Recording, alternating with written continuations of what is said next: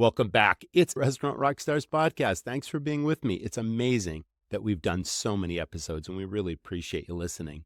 Now, every restaurant needs a great restaurant menu. It's your most important marketing tool. It's something every guest sees, and there's such a strategy behind great menu design. So my guest today, Mr. Kyle Ewing, he's a menu expert. We're going to talk the ins and outs of that strategy. The size. Should it be a flat menu? Should it be a bifold, a trifold? Should it be big? Should it be small? Should it have certain colors and design and boxing things in that really highlights your signature items, your most profitable items? There's so much to it, and Kyle is the guy. So whether you need a brand new menu in a first-time restaurant, or maybe your menu needs freshening up, not going to want to miss this, so stay tuned. As long as we're talking menu, it's also about profit. The Restaurant Academy has a template that will maximize your restaurant profit. It first starts by teaching you how to cost out your menu. Once you've done that, plug in information from your point of sale system and you will see how much money you could be losing every day, because so many restaurants, their lower profit items are their biggest sellers, taking sales away from what they could be selling. Now, they might be filling their seats, wondering, why is my bank account not growing? It's because your menu just isn't profitable. So this menu is the most important thing we can talk about right now. It's how you battle inflation, rising costs, and volatility. Check it out at restaurantrockstars.com. Now, on with the episode. You're tuned in to the Restaurant Rockstars Podcast. Powerful ideas to rock your restaurant. Here's your host, Roger Bodwin.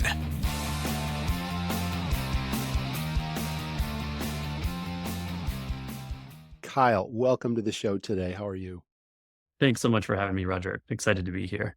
Menus are the most important marketing tool of any restaurant, and we're going to dive deep into strategy and planning, what makes a really effective restaurant menu, and your expertise in that over so many years. You've got a fantastic story. Tell us your story, how you got into menus. I graduated with an MBA and immediately took a job as a management consultant, thinking that's the epitome of jobs that are available after you finish business school, and worked in that industry for a number of years. At one point decided I don't want to be on the road every single week of the year, and decided to take a different job in a similar industry, but living in Denver. Then that company actually rolled up all of its satellite offices to Chicago. And my wife had just passed the bar in Colorado at the time, and I didn't want to move to Chicago either. I took that as a sign to go out on my own, and my personal Independence Day is 9/9, which makes it easy to remember. My goal was to start a business that made ID systems for athletes. And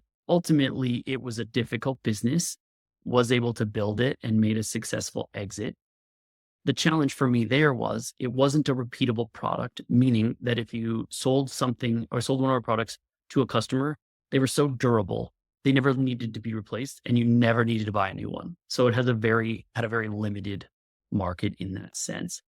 From there, after I sold that business, I started TerraSlate paper. And the original goal was to make passports out of waterproof paper.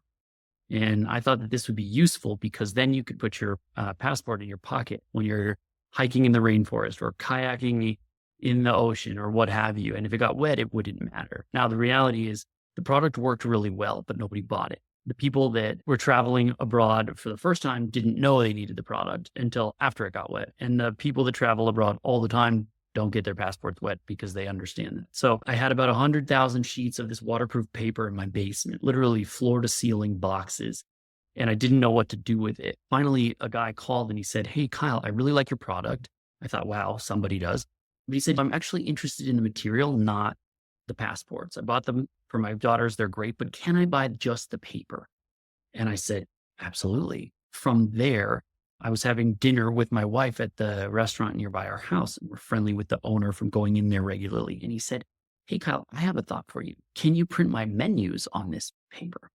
And I said, "Actually, I don't know. Well, let's give it a shot." And he said, "Okay, here's a thumb drive. Print them, bring them back tomorrow, and we'll give it a shot." His name is Jeff Esty from the Wash Park Grill here in Denver, Colorado. He's still a customer. He's our first customer ever. And I came back a week later and said, "How are the menus?" And he said, "They work great. I've got 3 other restaurants.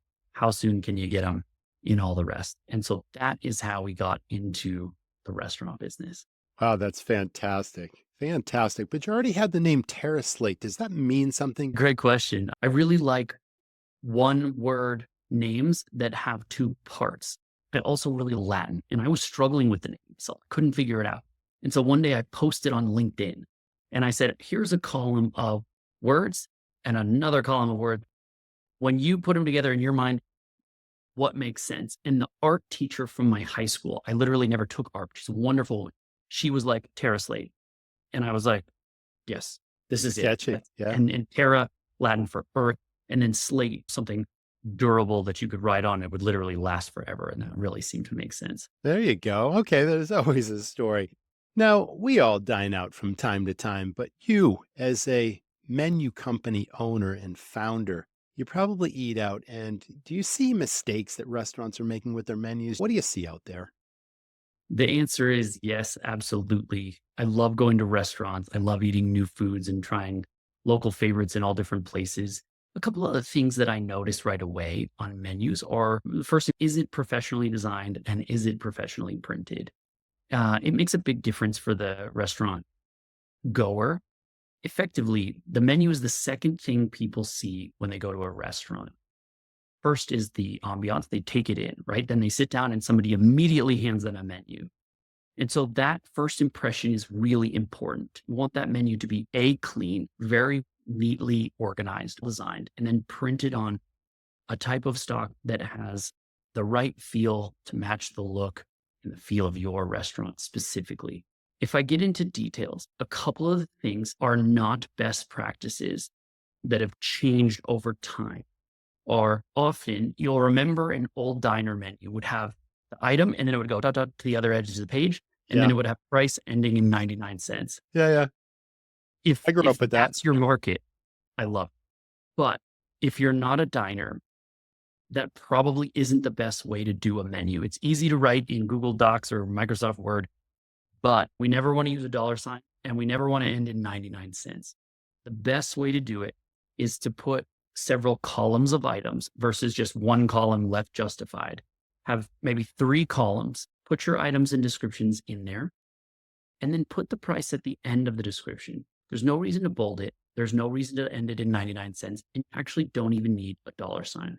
Here's why those things are really important. Here's what happens. We go to the restaurant. We order the chicken instead of the beef because the chicken's cheaper. And then we write a 3-star review because we didn't love the meal. But we did that to ourselves. We ordered the chicken and what we wanted was the beef. So to avoid price shopping, don't put all the prices in a call. Put them in line next to the description. And everybody knows that if it says 16, that means $16.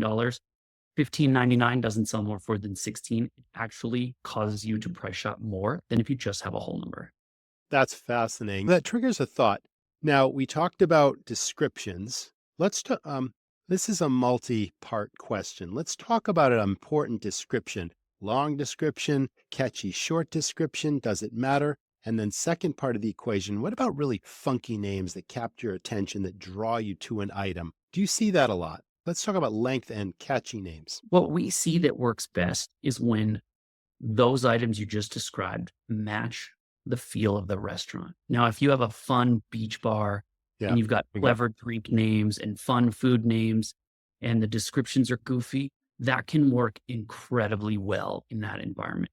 However, if you're a fine dining restaurant, it's going to have a much more formal feel, and that's important to maintain through the menu. So you're going to have more elegantly written descriptions. The titles are going to be relatively standard versus like Captain Kyle's favorite brunch is maybe a little more fun and playful. Now, in the right place, that works incredibly well. But the key is to know your audience and speak to them.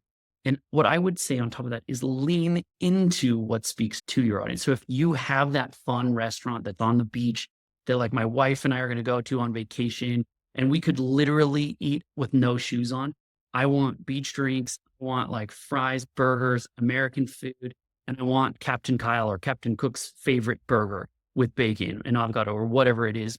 Lean into that. And then if you're formal, I would lean into that as well. You're going to use words like beurre blanc instead of butter. And that's really what captures the imagination when somebody's reading a menu is that the menu reflects the essence of the restaurant. Yes, and speaks to that particular guest that is your avatar for that particular restaurant. That makes perfect sense.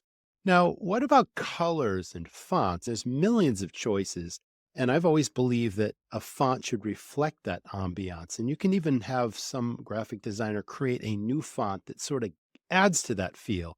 Does your company have specific graphics experts that work with a complete menu engineering type thing? How often does that happen versus someone already has the graphics? They just send you a file, you print it on your paper and all that sort of thing. About 50% send Yeah. us a file that's ready to print. And the other 50% says, hey, I either have an old design or I just need a fresh design or I'm a brand new restaurant. In terms of fonts, people often overdo it. When we see designs that we would love to improve, the font is either too hard to read, too big, too small, too creative.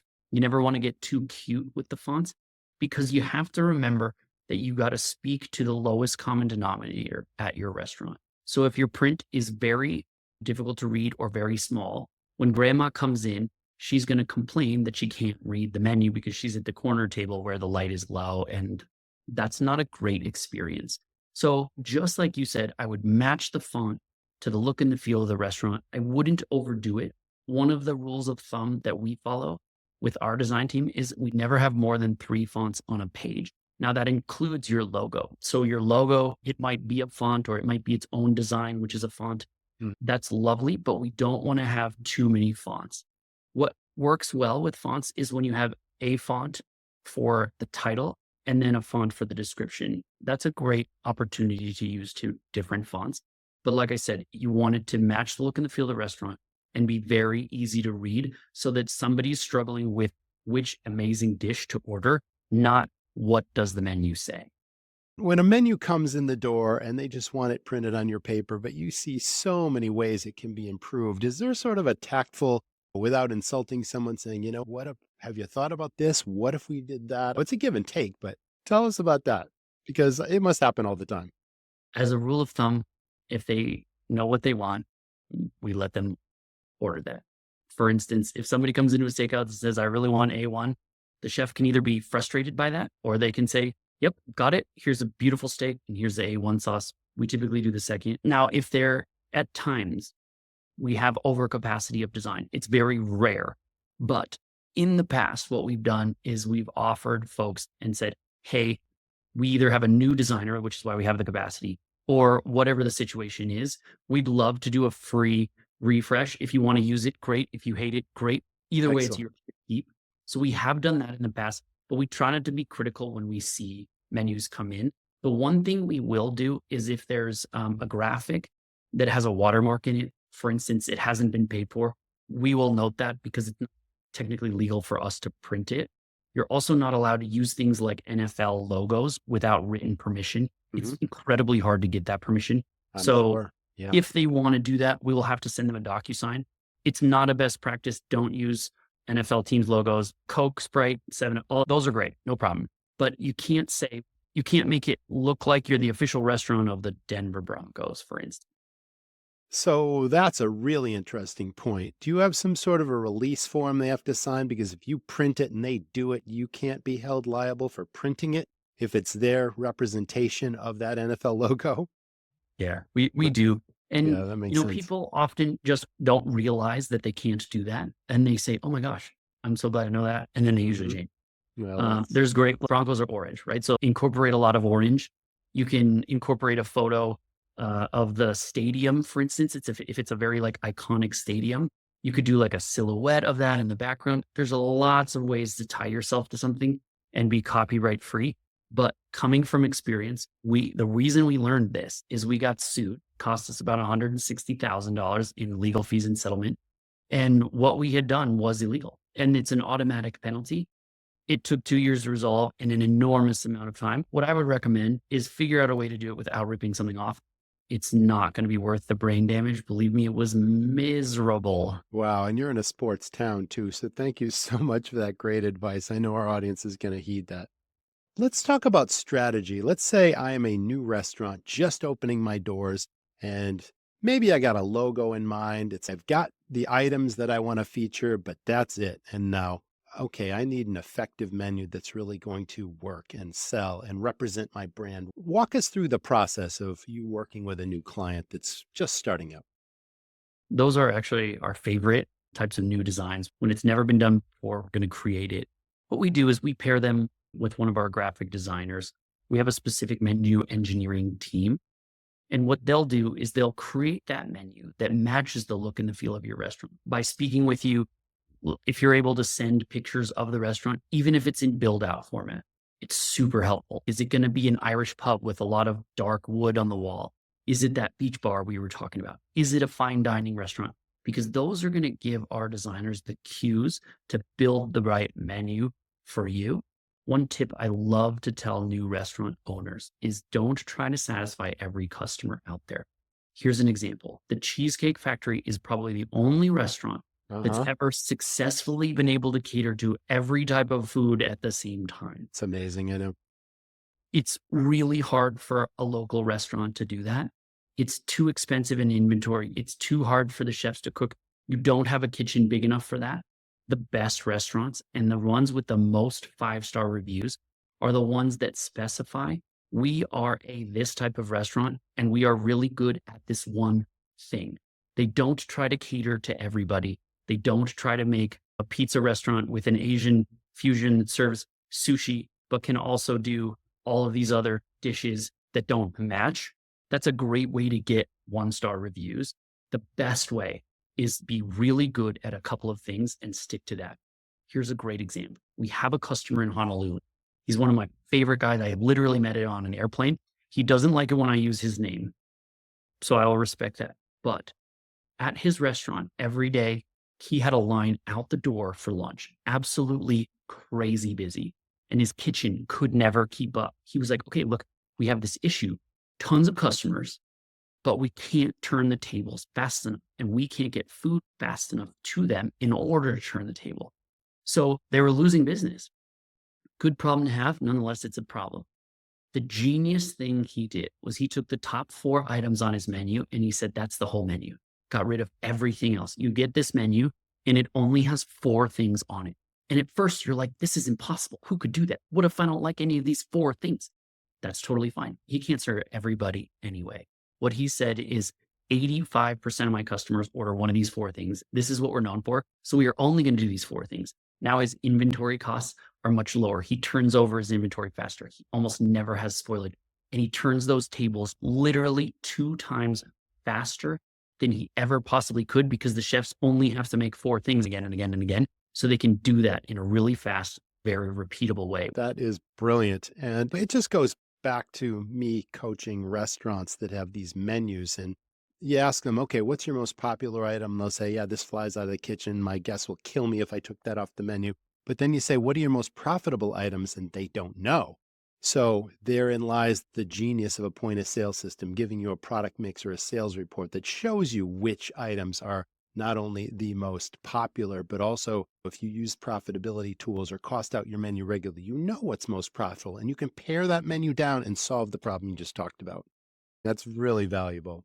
There's this old theory that says that when you first look at a menu, it goes, say, to the top right corner of the menu, and then it drops to the low. We've all heard this. Is there any truth to that, or is that just fallacy? I know from my experience that growing your business can mean big-time logistical challenges, like how are we going to keep up with all these local deliveries? Believe me, when I owned restaurants, this was a challenge for me. Let Uber Direct offer you a helping hand. With Uber Direct, you take orders on your website, app, or by phone. Then, drivers from Uber's courier network pick them up at your place and deliver them right to your customer's door. Sounds simple, right?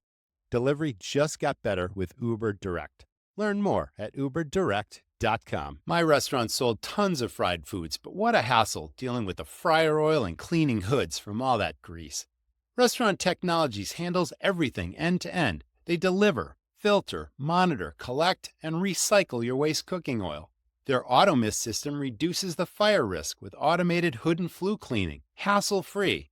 As a customer, you'll save 10 to 15% on insurance premiums and even get bonuses for new customer referrals. Go to rti-inc.com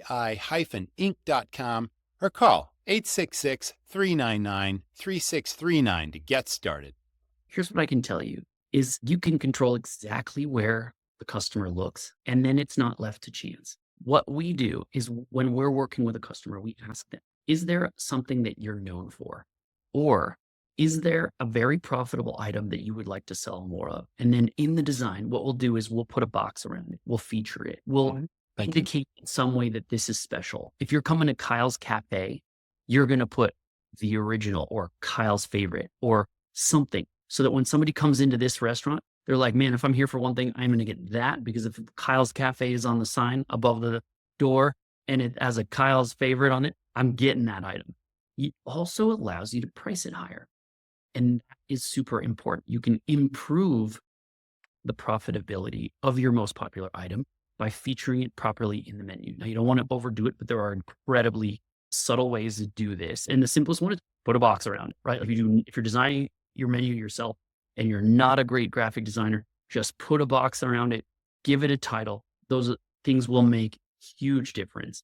Here's an example that I'd love to talk about that restaurants in Hawaii specifically struggle with. People from the mainland, as they call the continental United States, come to Hawaii. And maybe they're not fish eaters, but they're very excited to be in Hawaii. And they're like, okay, I want to eat fish now that I'm here. And so they'll say, great, oh, I've had salmon before. That's a pretty mild fish. I'll have the salmon. Here's the cringeworthy part for the restaurant owner. There hasn't been a salmon that swam by Hawaii in 1,000 years, right? So this by default cannot be fresh. It is for sure frozen, and maybe it's getting flown in from Seattle or Alaska. It could be great fish, right? But it's very expensive to fly fish to Hawaii. The tuna on the menu, or the ono, or there's a plethora of Hawaiian fishes that are equally mild, equally approachable to, for instance, a Midwestern beef eater. But the profitability is incredibly high because it didn't get flown in, and it is much fresher because it was literally caught yesterday or a couple of days ago. So feature that item, and you'll learn pretty quickly if people like it. Often the way to get people to like a new fish is the preparation. Prepare it in a way that's attractive. They'll love it. There's a lot of fish that takes on the flavor of the preparation. This is fantastic. You should be running a restaurant, not just running a menu company. Someday. Does size matter? TerraSlate has flat menus, bifold menus, trifold menus in a plethora of sizes. Let's talk about that part of the strategy. How do we decide what size and what configuration a menu should be? First of all, I just love how tuned in you are to the menus. Like, I never get asked this level of detail of questions. And it just shows me how keyed in you are to restaurants and how much the details truly matter. So to answer the question, does size matter? Yeah. I think absolutely it does. If you just want a rule of thumb, get a legal size menu. It's 8.5 by 14. It's the same width as a regular sheet of paper, but it's a little bit taller. Legal size. Yeah. It fits in a place setting really well, and it gives you a lot of room for items. You can do a ton of design in there. You can have a lot of white space. You can have 1 million items, whatever it is for your restaurant. A legal size menu works really well, front and back. Now, if you have little tiny tables, I'm picturing like a cafe in Italy, and it's down a weird alley, but they have incredible food and a wonderful wine menu. That might need to be a smaller menu because the place setting is so small. You may physically need to use a smaller menu. Now, if you have a big American restaurant, tons of space, booths, great. Let's scale it up to 11 by 17. Let's get crazy and go 13 by 19.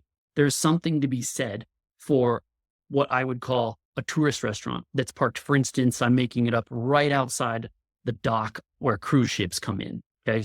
Super popular. People walk off the boat, they come in for a drink, they have a meal. It's a wonderful time. That's a great spot to have a 13 by 19, super big, impactful menu. So when somebody hands it to you, you say, wow, there is a great market for that. But now if you're at that small cafe in Italy, that menu's not going to fit on the place setting. It's going to be uncomfortable. Nobody knows where to put it. It ends up on the ground, or people slide it between their purse and the chair next to them. Right. We don't really want menus on the ground. So there are ways that you can incorporate pretty much any design to be bigger or smaller. And the best thing to do is work with your graphic designer. Tell them, here's the size we want to work with. If you don't know, pick 8.5 by 14, legal size. You can't go wrong.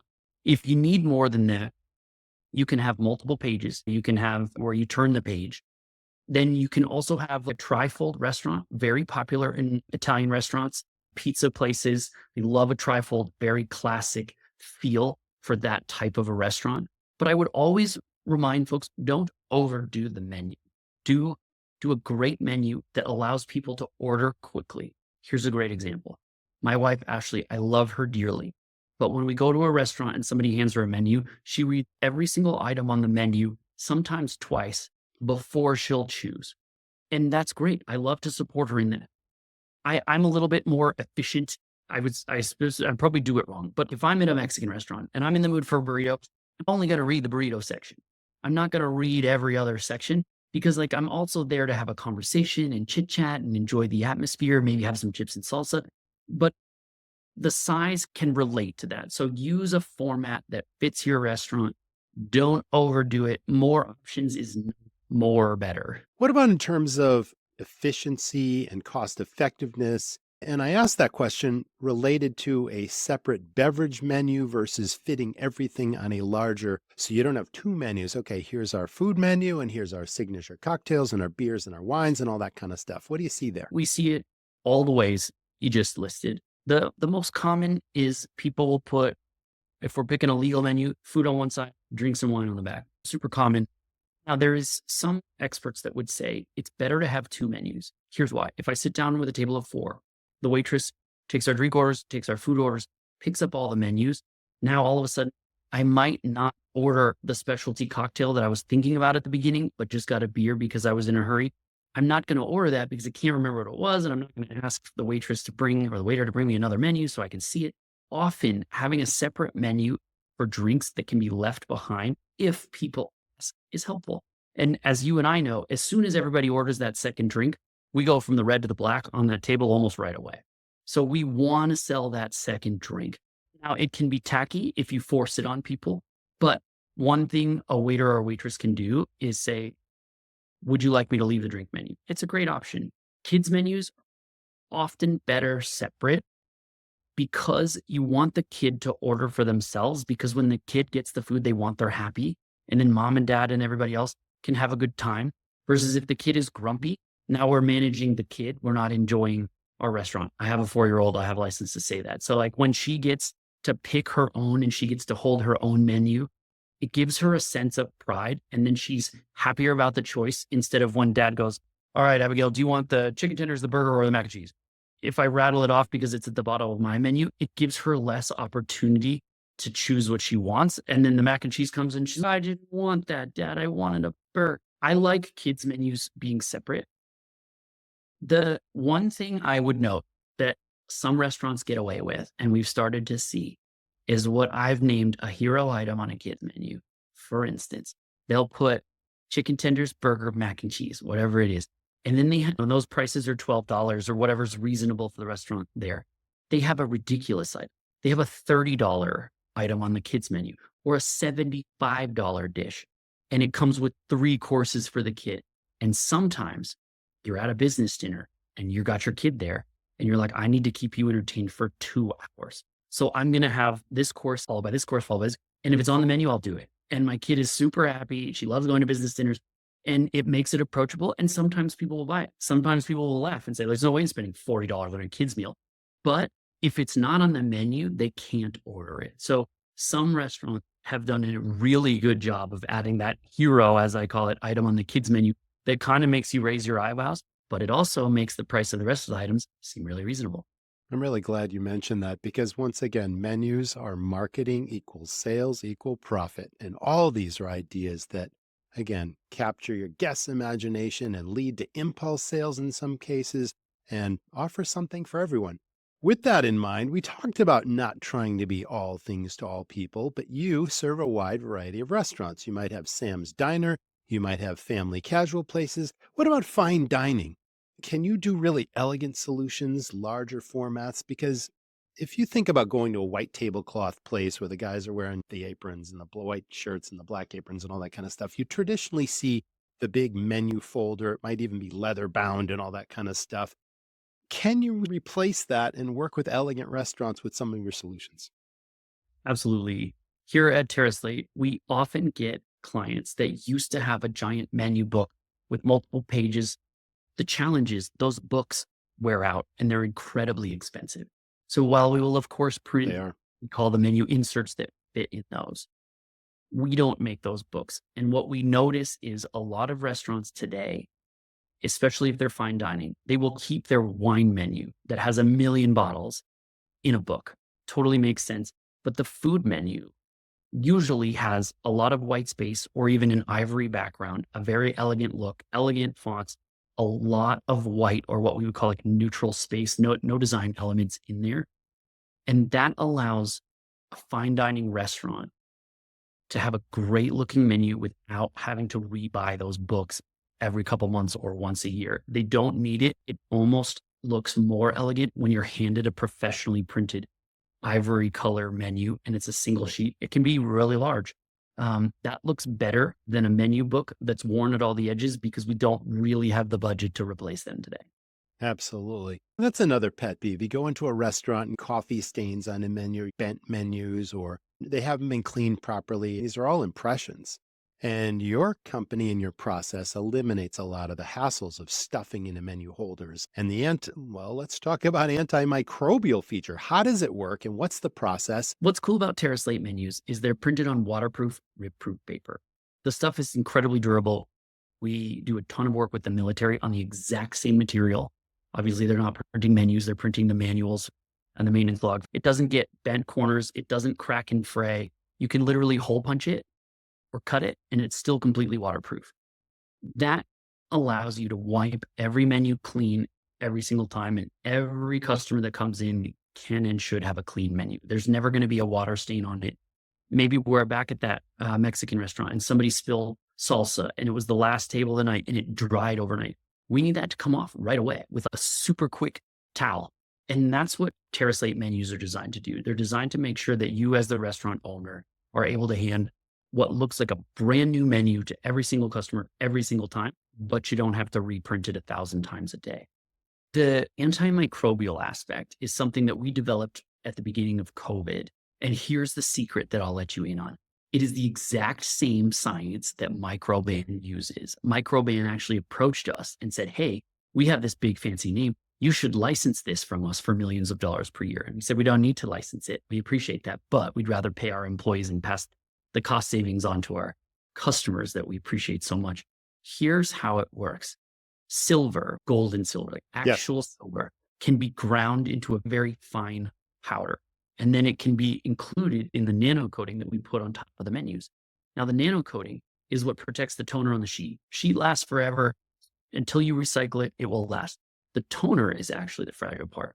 So back when I started the business, we added this nano coating that protects the toner. Then during COVID, we ground up silver, mixed it in. You can't see it, but it is there and it makes the menus antimicrobial, meaning that nothing will grow on them. They're super easy to wipe clean. Nothing stains it. It's a wonderful product. And while we know that every restaurant intends to wipe every menu between every customer, we know that that isn't always possible, right? Just we manage a lot of people. It's often a fast moving environment. How nice is it that germs aren't spreading? You're not going to have that foodborne illness give everybody a sickness because one guy that was sick licked his finger, touched the menu, and then it just got passed around and around and around and around. That stuff won't grow on it. Antimicrobial coatings are an incredible innovation that we brought to menus, and we do it for free. We don't charge anything for the coating, don't charge anything to make it antimicrobial. It's all included in the product because that's our commitment to you as a restaurant owner. I've worked in restaurants. I know how hard it is to keep everything clean. I know how much effort goes into that. Why not pass it along? There's no cost for that. You mentioned Microban and not needing that, but is there any proprietary tech that goes into your menus that you have legally protected? Because I haven't seen the competition. There's menu companies out there, but this is the first I've seen of this process or the antimicrobials. Is there some intellectual property that you control over that? But there is, yeah, and I'm limited by what I can say on it. Okay, I was just curious. But what I can say is that when you buy a TerraSlate menu, you're getting the best product that you can buy. And our goal is never to gouge the customer. We literally haven't raised our prices since COVID.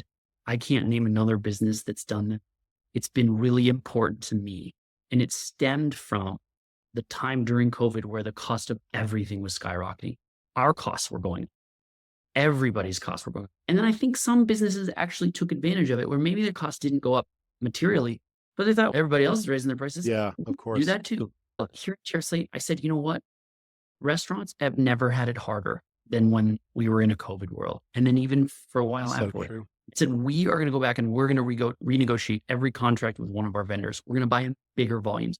We're going to buy more efficient equipment. We're going to invest in all of these things that allow us to keep that price the same because the restaurants depend on us to print their menu. It's their number one sales tool. Why would we gouge them? We ought to, as people and as a business, do everything we can to pass the savings on to them. So we literally haven't raised our prices since COVID. Wow. That is consumer and social responsibility right there. That's fantastic. Is there a strategy for the number of menus to purchase based on the number of seats or pricing and volume? And tell us about how that works. If you want a general rule of thumb, one menu per seat is a great rule of thumb. Now, you can often get away with less because you usually don't sit the whole restaurant when everybody needs a menu at the exact same time. But what we hear back from our customers is when we say, hey, you have a 100-seat restaurant, why 100 menus? And they'll say, oh, here's why. Because while not everybody sits at the same time, on a busy night or a busy day or whatever it is, those menus will get accidentally misplaced by a server or the hostess or the host. And then they end up in a weird place and nobody finds them till the end of the night. And we can't have a new table come in that we don't have a menu to hand them. And so that's a great rule of thumb. Technically, you can get away with less. Like 3/4 menus works great.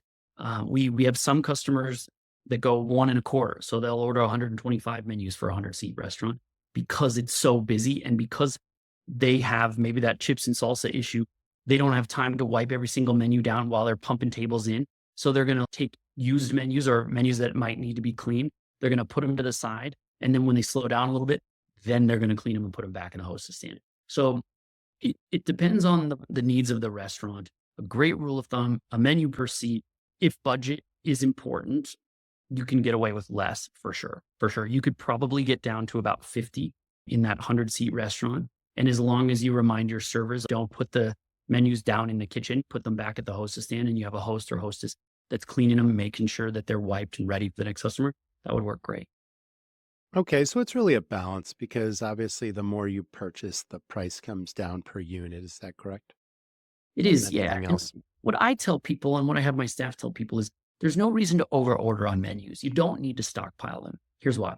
The minimum quantity for us is 25. So if you have a 100-seat restaurant and you're like, man, budgets are really tight right now, I need to save money everywhere I can. Let's get you 50 menus because if you need 25 more, we can top you up in any time. We have a 1-day turnaround time and we do free overnight shipping. So you can literally need those menus, order them today and have them for the tables tomorrow without paying any extra cost. So there's really no need to over order. Always able to get you topped up the next day if you need it. Restaurants change their menus from time to time. So it's really easy to say, okay, a couple of months later, hey, we've added a couple of menu items and the 99% of the menu is there. You just reship them new ones, finding space and redesigning to add the items. And again, quick turnaround and all that sort of thing happens. Yeah. The normal interval that we see for menu turnover, the average is once per quarter. 4 times a year, every 3 months. Usually it aligns with the seasons. You have a summer menu, a fall menu, winter menu, spring menu, very common, probably the most common way to do it. There's a lot of restaurants, if we're moving outward, that will print every month. They have a monthly menu that works great. Some do twice a year and some do once a year. What's nice about TerraSlate menus is they'll last easily 2 and 3 years. If you treat them even reasonably well, they will last. And we have some restaurants that they do what they do very well and they rarely change the price. So they use that same 100 menus for 2 and 3 years at a time. And they say, hey, Kyle, you haven't heard from me in a while. You probably don't remember, but we need another order. And we say, okay, great. That's what our product is designed to do, is to make the restaurant look good. And our job is to do what works for them. I was going to ask you that question, but you just answered it. If a restaurant doesn't change their menu, what's the longevity? Wow, they'll go 2 to 3 years. That's remarkable. And that's a tribute, obviously, to the process and the product that you're using. What about QR codes? Do you see much of that? Do you recommend it to drive someone to a promotion or a concert this weekend or some special something, signature item that you want to sell or limited time offers? Do you see that much? Are people using those? during COVID, when COVID first happened, it was like March when it just hit. In Yeah. April, we shipped like a couple 100,000 QR code menus. And then by June, everybody was switching back. And we started asking them, our friendly accounts, hey, everything switched to QR. Why are we back? And they said, we're switching back because it pisses off all the customers. Nobody likes to pinch and zoom at the restaurant. They want to have that conversation with the people they're with. And as soon as somebody pulls out their phone, conversation stops. So they were getting bad reviews and they switched back to printed menus. Now, what we see is some restaurants will put a QR code on the printed menu. That way, if you're a pinch and zoom, great, good for you. You don't have to touch a thing. Super easy. Where we see QR codes leveraged best are the things you mentioned, like promotional items or join our club, scan this link to join and be a member. And then you accrue points towards a free meal or a drink or something like that. That's typically the best place to use it, is get them to register for your loyalty club or a promotional offer versus, okay, they have to scroll past the lunch menu to get to the dinner menu. And then where's the drink menu? And then somebody had a question, oh, I have to scroll. But like, typically not a best practice to force people to use a QR code. Okay, excellent advice. We talked about the free overnight shipping, which is really quick on that part. How about the very first phone call or contact to TerraSlate to producing this thing, working with the client, perhaps graphically, and then delivering a draft or a proof before they actually say print it? Is there a typical timeline there? Yes, we've recognized that while it would be nice to have 6 weeks to get a menu ready, nobody's ever able to plan a menu 6 weeks in advance. So what we do is we do that introductory call. If you're doing a design, we get you on the phone with one of our menu engineers and we talk shop right away. Our goal is to get them a draft in the first 2 days, often in 24 hours. But we try to say 2 days because we're often very busy. They say, yes, I love where we're headed with this. Or they say, you know what, I don't like this, or I want to change that, or X, Y, and Z. And then we make those edits right away. They say, yes, looks great, approved. Or, you know what, I had some second thoughts. Here are some additional changes. Great, we make those. And then what we do before we print anything is we make a physical proof or a digital proof. So we can show the customer, this is exactly what it's going to look like when you get it. They say approve. They can do it on their phone or their email, on the computer, whatever is easy. And then the order goes into production. We ship 95% of orders the same day. Ask me, what about the last 5%? Great question. It's just because that order came in too late in the day to actually get it produced and on the FedEx or UPS truck before they leave. So once the proof is approved, the order goes immediately into production, typically within 15 minutes. And that order, while it takes a couple of hours per order, we get started right away. It 95% of the time ships same day, and then you'll have it the next day or the next business day because we include free overnight shipping with every order. Excellent. Now, the vast majority of restaurants, I know we talked about the fine dining piece and you can handle those solutions too, but we're talking family, casual, fun places, Kyle's Beach Bar, whatever it is. You also do table tents, right? We were huge in our restaurants with those. They really move product. You can focus on signature items and drive attention to those. You do a bunch of those as well, right? We do, yeah. And they used to just be triangles, very basic. Yeah. And we had customers, some of our larger customers saying, I want to make it a design. So like when it's popped up, I want it to look like a basketball hoop for March Madness. And like people could literally like ball up the little paper from a straw and shoot it in there. And other people were like, okay, we want to do this and we want to have it stand out. We didn't have a way to do that. We could only cut straight lines. So we found this piece of equipment and we literally had it flown in from Switzerland. It cost more than my first house. It's incredible because it'll cut any shape. It's called a die cutting machine. And it allows us to build a custom cut for anything we want. We can make the coolest stuff. Sometimes like the table tent is like a little like package with an extra pop up on the top and a way to slide something in the back. And like people get so creative, and our designers are, I love looking at that stuff they build because it is so cool. And my brain doesn't work that way. So when I see it, I'm like, wow, that's awesome. How did you even make this? That's cool. Kyle, you're a wealth of information of all things restaurant, not just menus, and you've given us tremendous advice and even strategies on how to improve our restaurants and how our guests perceive our restaurants. But again, the majority of people, everyone's going to see your menu, and it is your most important marketing tool beyond the ambiance. So Kyle, thanks so much for being with us on the Restaurant Rockstars podcast. Thanks for having me. That was TerraSlate.com, so check them out if you're in the mood for a brand new menu design, or if you're starting your very first restaurant and you need a menu. So thanks so much for tuning in. That was the Restaurant Rockstars podcast. Can't wait to see you all in the next episode. So stay tuned and stay well. Your restaurant menu is your most important and effective marketing tool. Check out TerraSlate. TerraSlate offers waterproof, rip-proof, antimicrobial menus that are easy to clean and last. TerraSlate leads the industry, shipping menus to every state and over 100 countries with a super fast one-day turnaround and free overnight shipping. Try TerraSlate. Your team will love them. Go to terraslate.com. That's TerraSlate.com. Restaurant Equippers has served independent food service operators nearly 60 years. They have low everyday prices and huge warehouse stores in Ohio, Michigan, and New Jersey. Shop for your restaurant equipment at equippers.com or call 800-235-3325. Their experienced specialists are standing by with thousands of name brand products available for immediate store pickup or shipment. Restaurant Equippers is a family-owned business just like yours. Give them a call for all your equipment and supply needs or visit them at equippers.com.